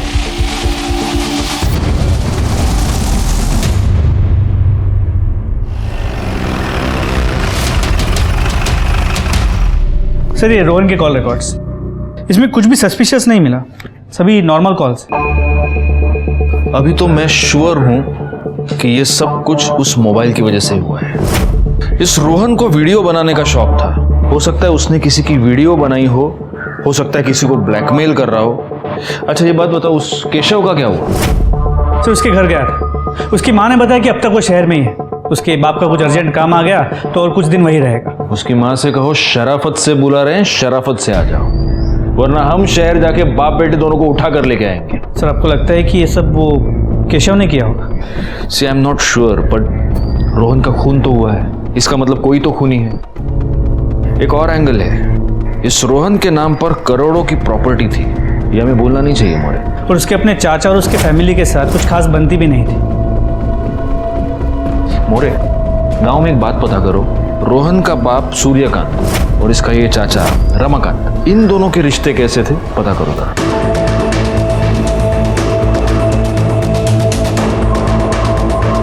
साहब, जमीन जायदाद जितनी ज्यादा होगी लड़ाई भी उतनी ज्यादा होगी ना। कहना तो नहीं चाहिए, लेकिन रोहन के आई बाबा के मरने के बाद रमाकांत जी का पूरा परिवार उसे मिलने भी नहीं आया। उनके लिए तो जैसे सूर्यकांत जी के साथ साथ रोहन भी मर गया। हाँ साहब, जब तक मेरी बेटी जिंदा थी उन दोनों भाइयों के बीच में वो सुलह करती रहती थी। मुझे तो कुछ समझ में नहीं आ रहा है आई। इन दोनों भाइयों में झगड़ा बढ़ते ही जा रहा है। रोहन के बाबा ने तो बंटवारे के बारे में बोला। मैंने कितना समझाया उन्हें, पर मेरा कुछ सुनने के लिए तैयार ही नहीं है वो। ठीक ही तो है ना बेटा, अगर ये बंटवारा हो जाएगा तो ये रोज रोज की चिक भी तो खत्म हो जाएगी। अच्छा ये बता कि तू कब आ रही है? कल सवेरे निकलेंगे हम पूना से। और फिर दूसरे ही दिन रोहन के अलावा उसके मम्मी पापा एक्सीडेंट। और भाई के मरते ही पूरी जमीन जायदाद पर कब्जा जमा के बैठा है वो रमाकांत। और ऊपर से कहता है कि जब रोहन बड़ा होगा तो ही बंटवारा होगा। सरपंच है ना यहाँ का, हम भी कुछ नहीं कर पाए। कौन जाने हमारे रोहन को उसने ही मरवाया हो। आप पुलिस वाले छोटी छोटी बातों को इतना बड़ा कैसे कर देते हो? अरे पोरांच्या भांडणात मेलाय तो रोहन, इसमें जमीन जायदाद कहां से आ गई? वो सब ठीक है, लेकिन आपने रोहन को उसका हिस्सा क्यों नहीं दिया? कैसे दे देता सर? नाबालिग था वो, करोडोची जमीन होती आमची। त्याच्या आजीचे घरचे त्या जमिनीवर डोळा ठेवण्यात वकील को लेके आए, बोले हमको ट्रस्ट बनाना है। रोहन के नाम से ट्रस्ट बनवा रहे हैं। जब तक वो 18 साल का नहीं हो जाता तब तक इस ट्रस्ट में से हर महीने उसको पैसे मिलते रहेंगे। तो वो ट्रस्ट खड़ा करने के लिए उसके हिस्से का जो भी है वो उसे दे दो रमाकांत भाऊ। कोई ट्रस्ट बेस नहीं बनेगा। ऐसे कैसे? रोहन के खर्चे नहीं होंगे क्या? मैं दूंगा उसको पैसे, हर महीने दूंगा उसके पढ़ाई के लिए और बाकी जरूरतों के लिए, लेकिन ट्रस्ट नहीं बनेगा, ना ही बंटवारा होगा। और जैसे मैंने कहा वैसे 25,000 रुपए हर महीने खर्चे के लिए देता था रोहन के नाम पे, लेकिन सब पैसा ये लोग उड़ाते थे। बड़ा इधर उधर घूमने में, छोटा दारू पीने में।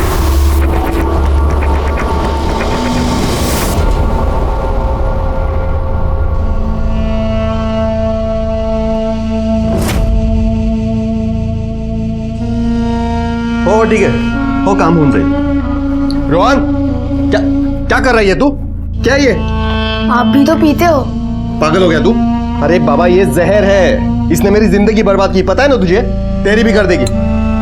वादा कर इसे फिर से हाथ नहीं लगाएगा। मामा आपके लिए तो कुछ भी, आप तो दुनिया के सबसे अच्छे मामा हो।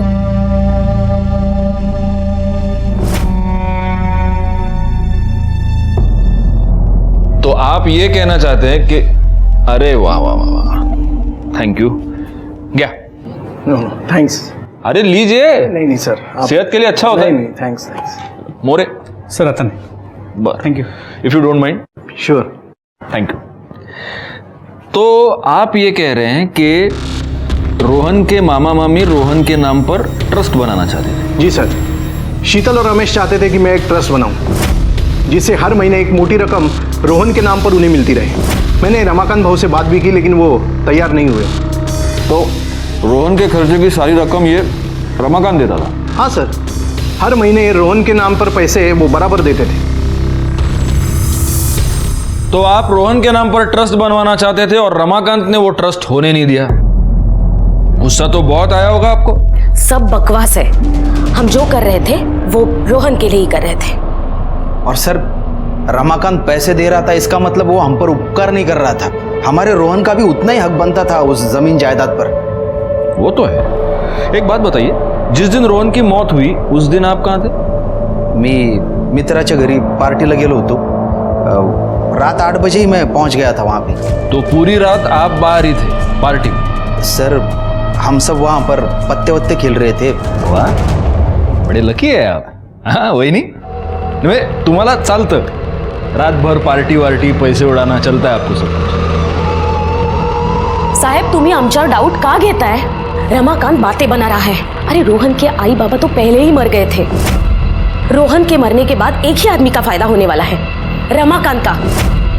अरे सब जायदाद उसे ही तो मिलने वाली है।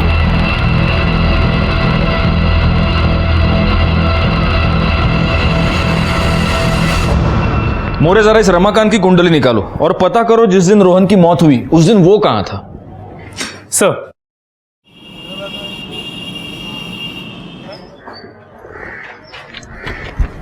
सर, ये रमाकांत की मोबाइल लोकेशन डिटेल्स, इसके मुताबिक उस दिन वो अपने कार्यालय में ही था। सर, रोहन का मोबाइल डाटा रिकवर हुआ है। कुछ वीडियोस हैं लेकिन वैसा कुछ खास नहीं है। सर, चांसेस है कि रोहन को उसके मामा मामी नहीं मारा होगा। वो उसके नाम का ट्रस्ट खोलना चाहते थे जो वो खोल नहीं पाए, इसलिए गुस्से में शायद मार दिया। नहीं, रोहन का मामा वो रमेश और उसकी वो बीवी दोनों बहुत शाणे हैं मोरे। अरे देखो, रोहन उनके लिए सोने का अंडा देने वाली मुर्गी थी, वो उस मुर्गी को इतनी आसानी से कैसे काटेंगे? एक बात बताओ, ये रोहन के माँ बाप की मौत कार एक्सीडेंट में हुई थी ना? हो सर। उस एक्सीडेंट के सारी डिटेल्स निकालो। सर।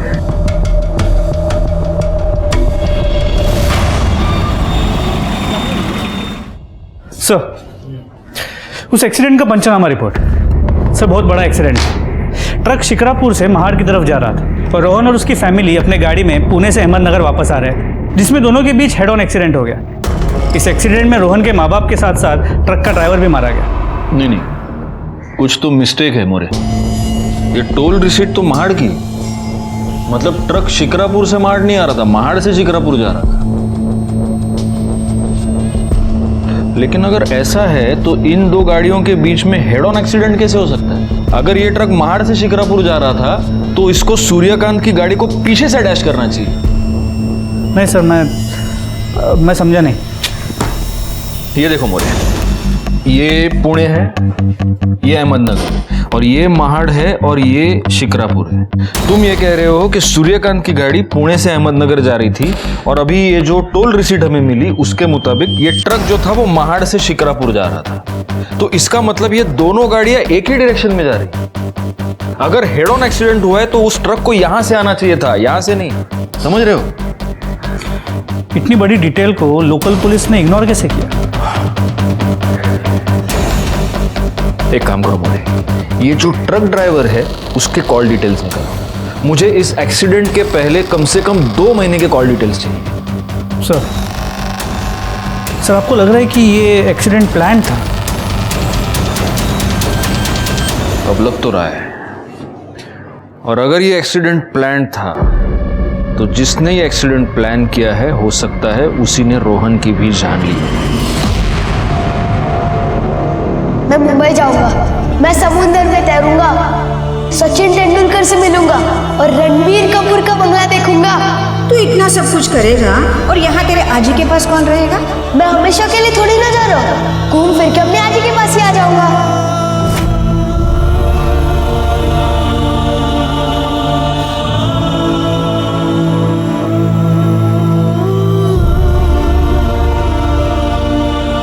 मैं तुम्हारे बेटे को कभी कुछ होने नहीं दूंगी।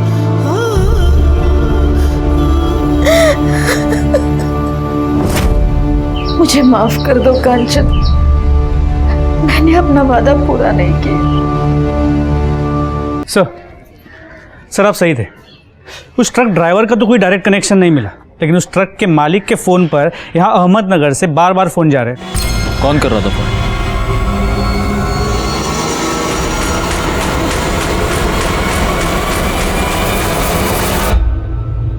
आपका कहना है मेरे भाई और उसके परिवार को मैंने मरवाया? इसलिए आप गांव के सरपंच हैं। किसी भी बात को आप तुरंत समझ जाते हैं। हाँ मोरे, नहीं तो क्या होता है ना, लोगों से बुलवाते बुलवाते मेरा बीपी बढ़ने लगता है। तुम्हाला माहिती आहे तुम्ही कोणाशी बोलताय ते? हाँ, अभी बोला तो मैंने, आप गांव के सरपंच हैं, मालूम है मुझे। बकवास है ये सब। अच्छा मोरे, शिर्के आने देना। या गणपत भाऊ, या गणपत भाऊ, आपके पुराने मित्र। और अभी आप ना मत कहिए क्योंकि ये है आपके कॉल डिटेल्स। इसमें वो सारे कॉल की डिटेल्स है जो आपने इससे किए, और ये है आपके बैंक डिटेल्स। आपके भाई के मरने से 1 दिन पहले आपने अपने बैंक अकाउंट से 5 लाख रुपए निकाले थे जो आपने इस गणपत को दिए। अब मिस्टर सरपंच, आप खुद अपना मुंह खोलेंगे या हम पंच मार मार कर आपका मुंह खुलवाएं? सूर्यकांत पहले से ही बाबा का बहुत चाहता था। पढ़ाई में अच्छा था ना वो, लेकिन बाबा की पूरी जमीन मैं अकेला देखता था। मेरा खून पसीना लगाया था वो जमीन में, और बाबा के मौत के बाद से ही वो बंटवारे की रट लगाए बैठा था। दादा ये क्या हिसाब किया है आपने? ये गलत है। तू ही संभालना सब कुछ। तो आप बंटवारा कर दीजिए ना, फिर आप अपना संभालो, मैं मेरा संभालूंगा। मामला ही खत्म ना, पंगा ही नहीं होगा ना। तंग आ गया था मैं उससे। अरे ऐसे कैसे मेरी जमीन उसको दे दूं मैं? फिर मैंने गणपत भाऊ को फोन किया। आई बाबा तो कछुए की तरह गाड़ी चला रहे। अरे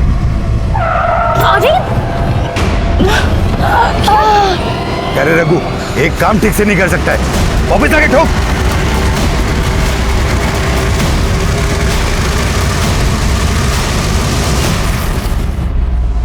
पीछे से गाड़ी अचानक आ गई तो मुझे साइड तो लेना पड़ेगा ना। ठीक है, सॉरी, चलो चलो चलो।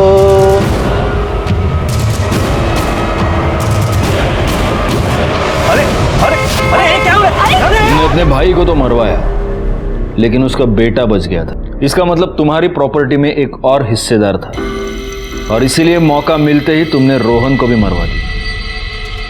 नहीं साहब, मैं मानता हूं मैंने सूर्यकांत को मरवाया, लेकिन रोहन को मैंने नहीं मारा। एक सच से तो पर्दा हट गया।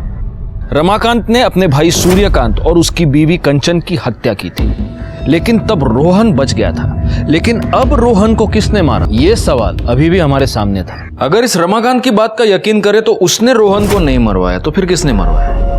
एक 11 साल के बच्चे को कोई क्यों मारना चाहेगा? एक काम करो मोरे, ये रोहन के मोबाइल को जरा ठीक से खंगालो। पता नहीं क्यों मुझे ऐसे लग रहा है कि हमसे कुछ छूट रहा है। सर केशव वापस आ गया। चलो सच बताओ केशव, उस दिन क्या हुआ था? उस दिन सर जब मैं रोहन के पास गया। ए रोहन, तू बार बार ऐसा नहीं कर सकता, मेरे को भी बैग चाहिए। नहीं दूंगा। मैं वापस घर आ गया। इसकी एक्सरे रिपोर्ट दिखाइए।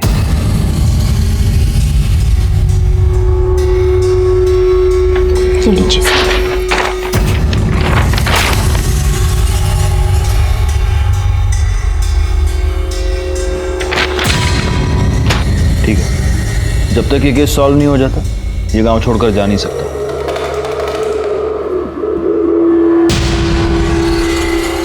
सर क्या लगता है?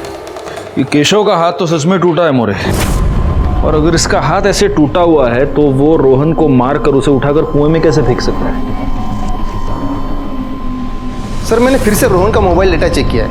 उसके मोबाइल से शुभम के मोबाइल पर कुछ भेजा गया था। बहुत हेवी फाइल थी।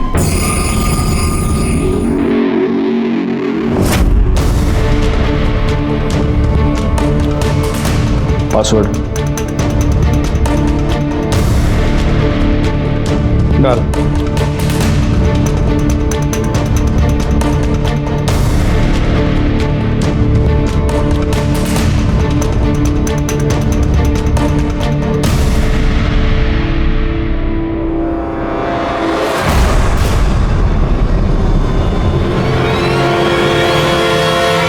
शुभम,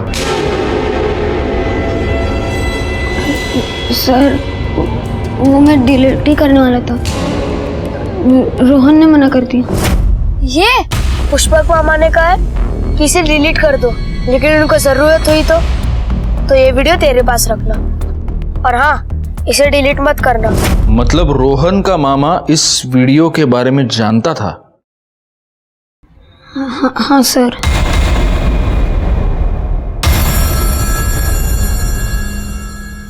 हाँ साहब, रोहन ने मुझे वीडियो दिखाई थी।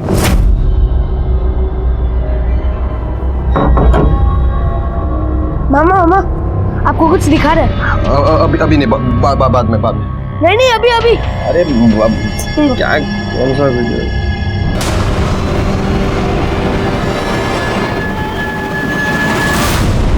मामी गंदी है, उनको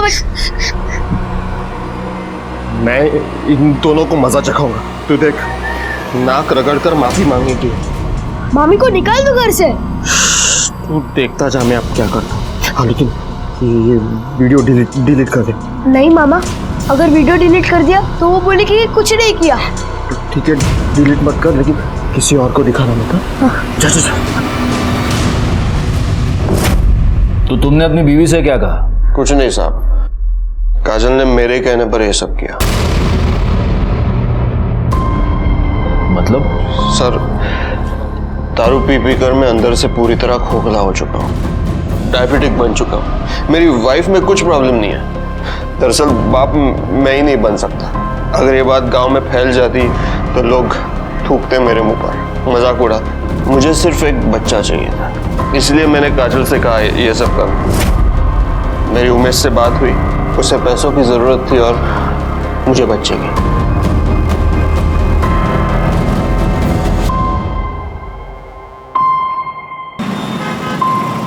अरे शोभा, मैं टाइम पास कर रहा हूँ क्या इधर? काम है बहुत, रखो फोन में, लेट होगा। हाँ सर। हाँ बोलो सर, उमेश के बारे में पता किया, वो पुष्पक के पड़ोस में ही रहता है और 2 दिन बाद उसकी शादी भी है। मोरे, चलो मैंने ये मान लिया कि ये पुष्पक, उसकी वाइफ और उमेश, इन तीनों के बीच म्यूचुअल अंडरस्टैंडिंग थी। लेकिन इस उमेश की तो 2 दिन में शादी होने वाली है। कहीं ऐसा तो नहीं कि इस वीडियो के बारे में उसको पता चल गया और फिर उसने रोहन का मर्डर कर दिया? एक काम करो, पता करो कि मर्डर वाले दिन उमेश कहाँ था।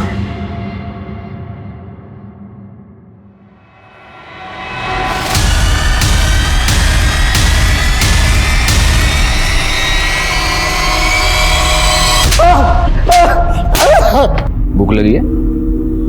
वड़ा पाव थोड़ा सा। सर वड़ा। हाँ लेना, वड़ा पाव खाएगा? नहीं सर। नक्की? नक्की सर। शिरके, एक काम करो, वड़ा पाव नहीं बोल रहे ना, मिर्ची खिलाओ उसको। साहब नको ना, साहब साहब नको ना, साहब नको ना, साहब। तुझे क्या लगा हमें पता नहीं चलेगा? हाँ, अगर तूने रोहन को नहीं मारा तो रोहन के मर्डर के वक्त तेरा मोबाइल लोकेशन उस एरिया में कैसे था? तेरे फैक्ट्री में भी पूछाऊंगा। तू आधे दिन की छुट्टी लेकर चला गया था। और शिरके थाम लग के ध्यान।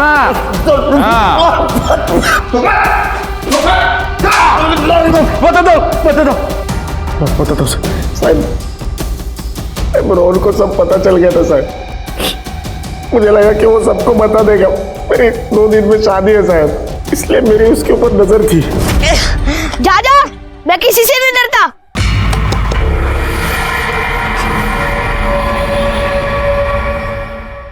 रोहन मोबाइल दे।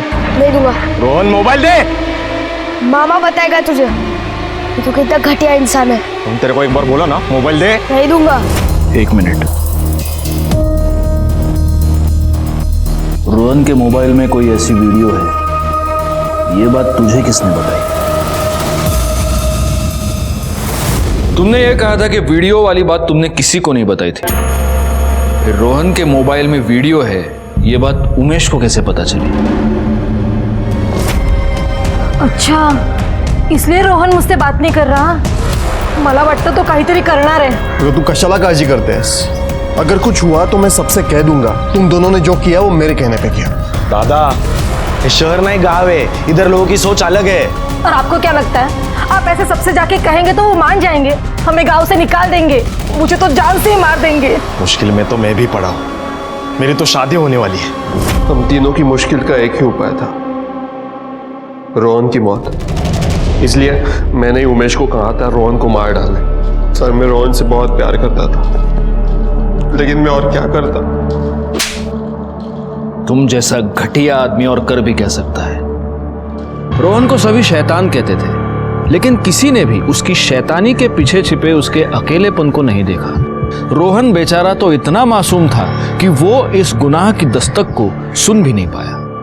रोहन ने जो भी किया वो अपने मामा पुष्पक के लिए किया, लेकिन पुष्पक ने अपना डार्क सीक्रेट छुपाने के लिए रोहन की ही जान ले ली। जिंदगी में कई बार ऐसा होता है कि हम अपनी मुश्किलों से रास्ता ढूंढ नहीं पाते, लेकिन ये यकीन जानिए कि जुर्म का रास्ता आपको किसी भी मुश्किल से बाहर नहीं निकाल सकता, बल्कि आपको और गहरी मुश्किल में धकेल देता है। मैं इंस्पेक्टर राजेश जाधव आपसे विदा लेता हूं। फिर मिलूंगा, तब तक सतर्क रहिए और देखते रहिए क्राइम पेट्रोल दस्तक, क्योंकि मकसद बताना नहीं, बचाना है। जय हिंद। क्राइम पेट्रोल के और भी दिलचस्प कहानी देखने के लिए हमारे चैनल को सब्सक्राइब करें और बेल आइकॉन दबाना न भूलें।